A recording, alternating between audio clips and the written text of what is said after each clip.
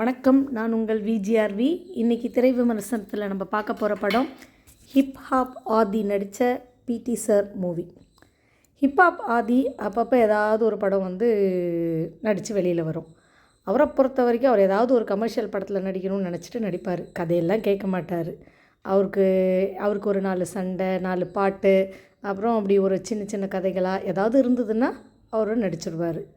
So அவர் நிறைய படத்துக்கு இசையமைச்சிருப்பார். இந்த படத்துக்கும் இசையமைச்சிருக்காரு. ஆனால் இசை ஒன்றும் எடுபடலை. ஸோ இந்த படத்தோட கதையை பற்றி பார்த்தோன்னா, ஹிப்ஹாப் ஆதி ஒரு பிடி சாராக வராரு இந்த படத்தில். ஸோ அவர் குழந்தையாக பிறந்ததும் சின்ன வயசில் காமிப்பாங்க. அவர் ஜாதகத்தை ஒரு ஜோஷியர்கிட்ட காட்டும்போது, இவருக்கு ஒரு பெரிய கண்டம் இருக்குது, அவர் தேவையில்லாத எந்த விஷயத்துலையும் தலையிடக்கூடாது, ஏதோ ஒரு விஷயத்தில் தலையிடும்போது ஒரு பெரிய கண்டம் வரும் அப்படின்னு சொல்லுவாங்க. சரி, இப்போ அந்த வழியில் கதை போக போகுதுன்னு பார்த்தீங்கன்னா அப்படியெல்லாம் ஒன்றும் கிடையாது. அப்படி அடுத்து என்ன கொண்டு வருவாங்க, இவர் வளர்ந்துருவார், இவர் லவ் பண்ணுவார், அதுக்கப்புறம் இவருக்கு கல்யாணமும் ஆகிடும். அப்படின்னு போயிட்டுருக்கு கதை.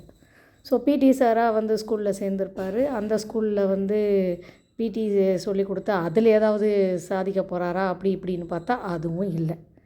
அதுக்கப்புறம் கொஞ்ச நேரம் கதைக்கு அப்புறம் பார்த்திங்கன்னா, இவர் இருக்கிற வீட்டுக்கு எய்த்த வீட்டில் ஒரு பொண்ணுக்கு ஒரு பாலியல் சீண்டல் வரும். உடனே அந்த பொண்ணுக்கு துணையாக நின்று அந்த மாதிரி பாலியல் சீண்டல் பண்ணவங்கள நம்ம சமூகம் வெறுக்கக்கூடாது, அவங்கள நல்ல பார்வையில் பார்க்கணும், அப்படி இப்படின்னு 4 தத்துவங்களோட அவர் சொல்லி போகிற மாதிரி இருக்குது. ஸோ இந்த படத்தில் பார்த்தோன்னா அவர் எதிர்பார்த்த மாதிரி அவருக்கு ஒரு 4 சண்டை, 4 தத்துவம், 4 பாட்டு, அப்படி இப்படின்னு இந்த படத்தை எடுத்து வச்சுருக்காங்க. ஒரே என்ன சொல்கிறது, மிக்ஸி ஜாருக்குள்ளே எல்லாத்தையும் போட்டு ஒன்றா போட்டு ஒரு சுற்றி எடுத்தால் என்ன வரும், அது மாதிரி தான் இருக்குது. இருக்கிற எல்லா பொருளையும் ஒன்றா போட்டு அப்படி சுற்றி ஒரு சட்னி ரேஞ்சில் வந்துருச்சு இது. ஸோ படம்னு பார்த்திங்கன்னா அது ஒரு நேர்கோட்டில் ஒரே கதையை பிடிச்சி போயிருந்தால் நல்லா இருந்திருக்கும். ஒன்று அந்த பாலியல் சீண்டலான அந்த பொண்ணு ரிலேட்டடாக அப்படியே கதை போயிருந்தால் நல்லாயிருக்கும். இங்கே ஆரம்பத்தில் ஜோஷியர் ஒன்று சொல்கிறாரு.